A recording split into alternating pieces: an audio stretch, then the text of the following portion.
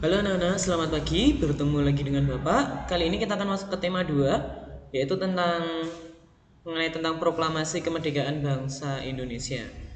Nah, pada pertemuan pertama ini kita akan belajar tentang materi ini di subtema 1. Nah, mohon perhatikan ya nanti supaya kalau ada pertanyaan bisa kalian langsung tanyakan ke Bapak.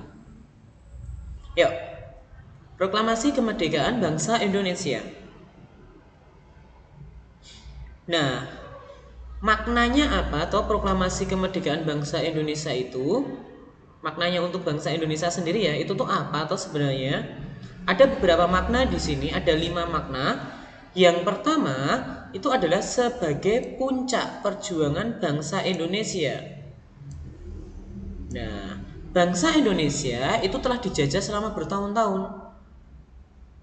Rakyat Indonesia berjuang untuk mencapai saat dimana mereka itu bisa merdeka, bisa bebas dari para penjajah. Nah, dari beberapa penduduk dengan latar belakang yang berbeda-beda, baik itu petani, para pengusaha, dan lain-lain, itu mereka berjuang bersama untuk melawan penjajah. Kenapa kok harus dilawan? Karena jelas ketika suatu bangsa itu dijajah, pasti rakyatnya pasti akan sangat menderita. Ya. Nah, oleh karena itu, dari latar belakang masyarakat yang beraneka ragam itu, mereka bersatu, berpadu untuk melawan penjajahan. Ya, ibaratnya eh, anak-anak punya satu batang lidi, kalau kalian patahkan itu akan sangat mudah. Tetapi kalau batang lidinya banyak seperti sapu itu, kalian patahkan akan susah. Nah, itu ibaratnya. Jadi di sini rakyat Indonesia itu mereka sudah paham ya, mereka tidak akan bisa terbebas dari penjajahan kalau mereka tidak bersatu. Makanya di sini penduduk Indonesia itu mereka bersatu untuk melawan para penjajahan. Tidak hanya negara Jepang, bahkan dari Belanda dan seterusnya. Gitu ya. Nah, proklamasi kemerdekaan ini merupakan hasil dari perjuangan para pahlawan. Jadi setelah sekian tahun lamanya para pahlawan ini berjuang untuk mencapai kemerdekaan, nah akhirnya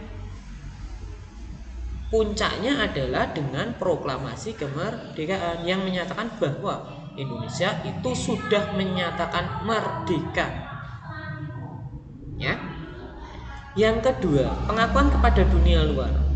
Nah, dengan membacakan teks proklamasi, Indonesia mengumumkan pada dunia luar bahwa Indonesia itu negara yang sudah merdeka.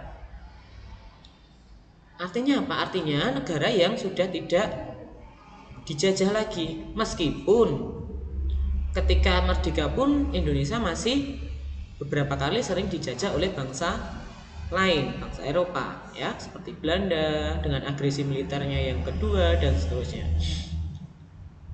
Nah, tetapi dengan pembacaan teks proklamasi ini, dunia luar atau negara-negara lain itu mengetahui bahwa Indonesia itu sudah menyatakan diri kalau mereka sudah merdeka. Itu ya, itu yang kedua. Yang ketiga, menaikkan harkat martabat bangsa. Jadi ketika suatu negara itu sudah memproklamasikan kemerdekaannya, maka harkat martabat bangsa itu akan naik. Artinya apa? Artinya negara itu tidak akan dipandang sebelah mata oleh negara lain. Ya. Jadi ketika negara lain mau menjajah negara kita, ketika kita sudah menyatakan kemerdekaannya, nah, mereka akan berpikir ulang. Karena apa? Karena kalau mereka nekat, kita sudah menyatakan merdeka, tapi mereka nekat untuk menjajah negara kita, nah negara-negara lain juga akan mengetahuinya, ya.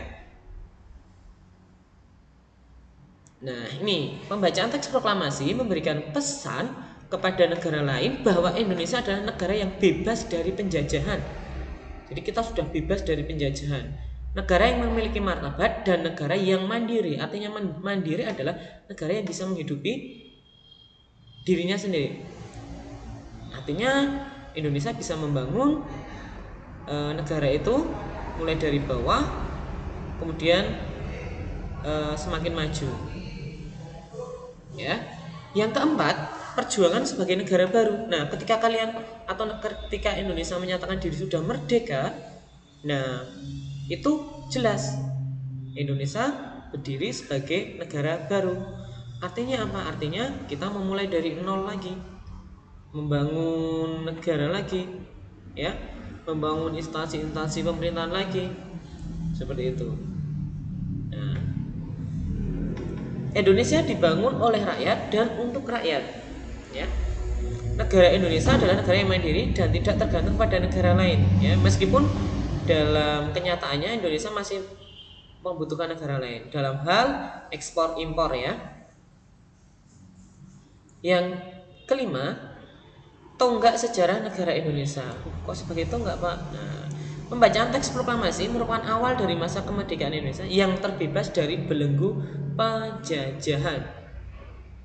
Ya, jadi awalnya yang membuat bangsa Indonesia ini diakui bahwa bangsa Indonesia ini telah merdeka atau bebas dari para penjajah. Seperti itu 5 makna proklamasi kemerdekaan bangsa Indonesia untuk Indonesia. Nah, Bapak menjelaskan secara singkat, ya, proklamasi kemerdekaan Indonesia secara singkat saja. Sebenarnya untuk versinya panjang, ada beberapa kejadian atau momen di sini yang belum masuk di sini, ya. Karena kalau nanti disampaikan di sini semua akan terlalu lama. Ini akan nanti kita bahas di sub tema berikutnya. Seperti itu, ya. Nah, yang pertama, jelas kalian tahu kemerdekaan Indonesia itu diperingati setiap tanggal 17 Agustus, ya. Nah, yang mengawali Indonesia itu menyatakan proklamasi kemerdekaan itu apa tahu sebenarnya? Ketika itu bangsa Indonesia itu dijajah oleh tentara Jepang, ya. Dan ketika itu juga Jepang itu berperang melawan sekutu. Sekutu itu Amerika Serikat, Inggris, dan seterusnya, dan lain-lain. Masih banyak lagi sekutu. Namanya sekutu itu dia kumpulan dari beberapa negara. Nah, pada saat itu sekutu membalas serangan Jepang dengan menjatuhkan bom atom di 2 kota. Yang pertama itu tanggal 6 Agustus 1945 ini, tentara sekutu yang dipimpin oleh Amerika Serikat itu menjatuhkan bom atom di kota Hiroshima. Tahu, ya, bom atom itu, ya. Mereka menjatuhkan bom atom yang pertama di Hiroshima. Dampaknya apa? Dampaknya kota Hiroshima luluh lantak. Penduduk kota semuanya hancur, ya. Bom atom itu mirip dengan nuklir, ya, kalau sekarang, ya. Nah, bayangkan saja daya hancurnya, daya ledaknya seperti apa. Dijatuhkan di sebuah kota yang ramai penduduk. Otomatis korban jiwanya juga banyak. Tidak cukup sampai di situ, tentara sekutu masih menjatuhkan bom atom lagi yang kedua pada tanggal 9 Agustus 1945 di kota Nagasaki. Jadi ada 2 kota yang dijatuhi bom atom, yaitu Hiroshima sama Nagasaki. Nah, sama seperti dengan Hiroshima, ketika bom ini dijatuhkan di sebuah kota yang ramai penduduk, maka kerusakannya akan besar sekali dan korban jiwanya juga banyak. Nah, dari kedua kejadian ini akhirnya Jepang menyerah kepada sekutu tanpa syarat. Nah, hal inilah yang digunakan oleh bangsa Indonesia untuk memproklamasikan kemerdekaan.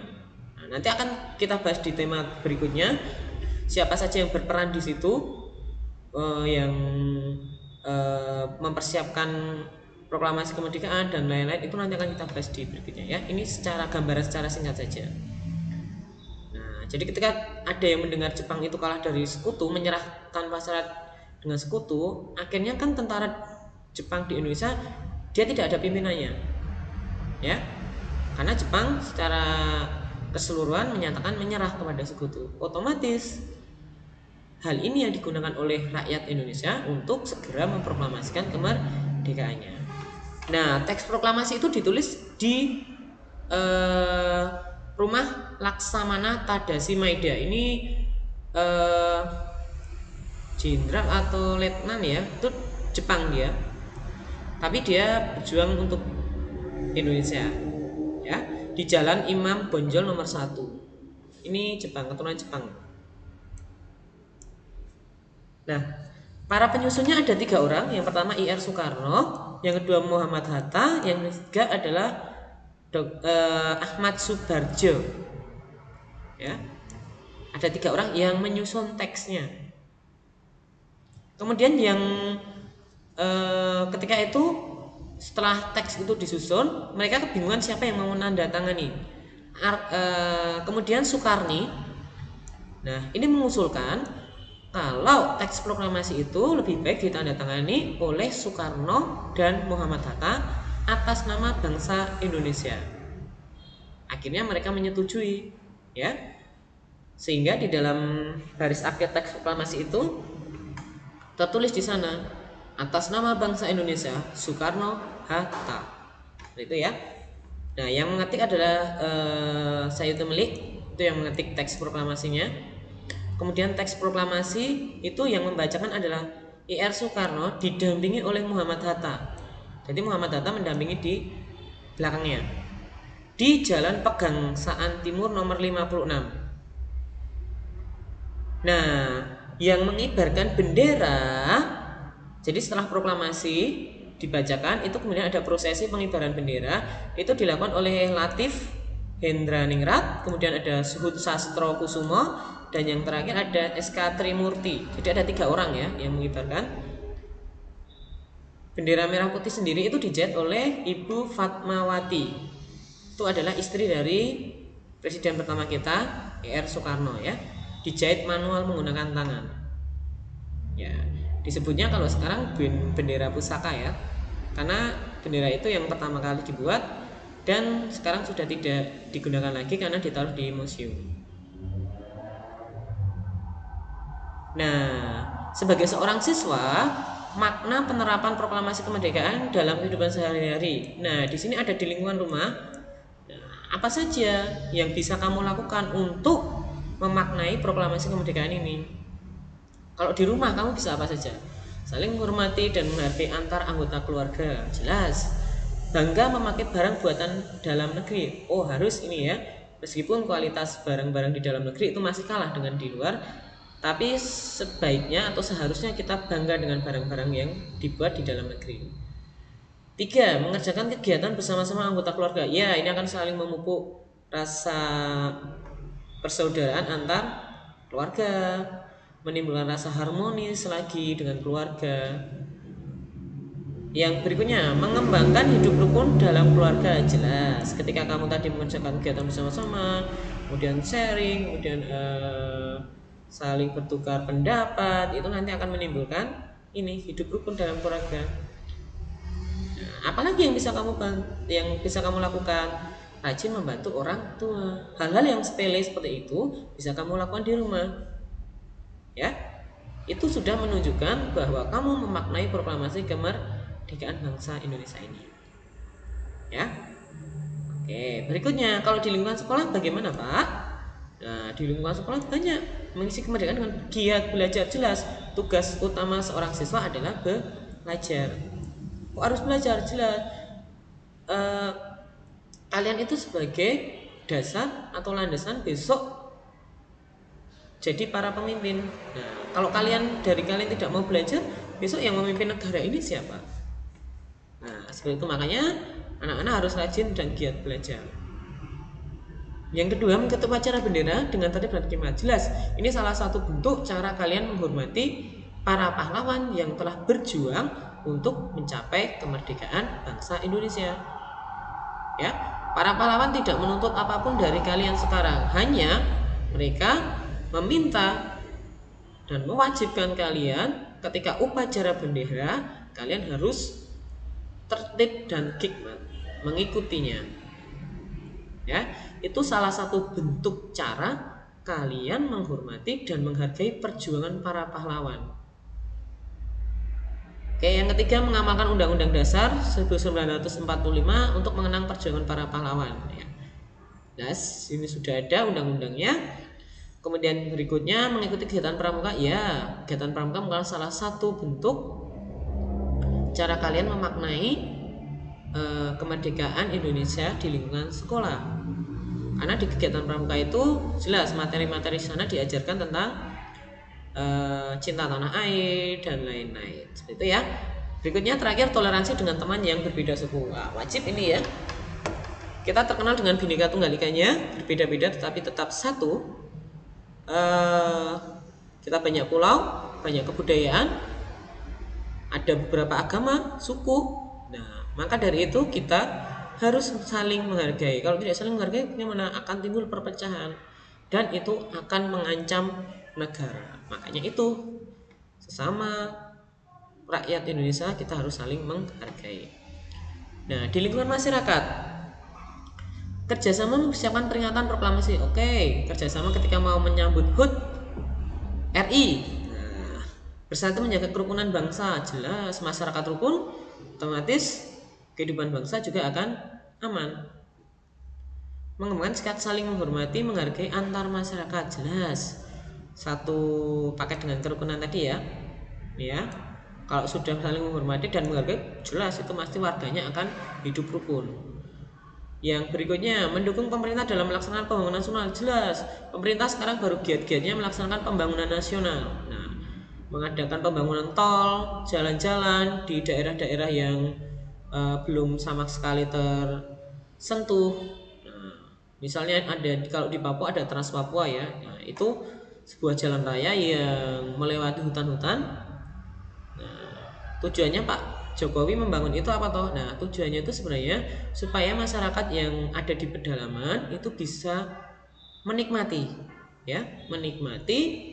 hasil kemerdekaan bangsa kita. Sila kelima, keadilan sosial bagi seluruh rakyat Indonesia tanpa terkecuali. Itu ya. Kemudian yang terakhir mengutamakan kepentingan bersama daripada kepentingan pribadi. Nah, seandainya kepentingan bersama itu sangat mendesak dan penting, harusnya kalian bisa menempatkan diri di sini. Oke, itu saja anak-anak materi IPS hari ini. Nanti kalau ada pertanyaan bisa langsung japri ke Bapak ya. Materi mana yang belum jelas langsung bisa konsultasi ke Bapak. Oke, itu saja. Nanti habis ini ada tugas, silakan dikerjakan, Bapak tunggu. Selamat siang, Tuhan memberkati. Salam sehat untuk kita semua.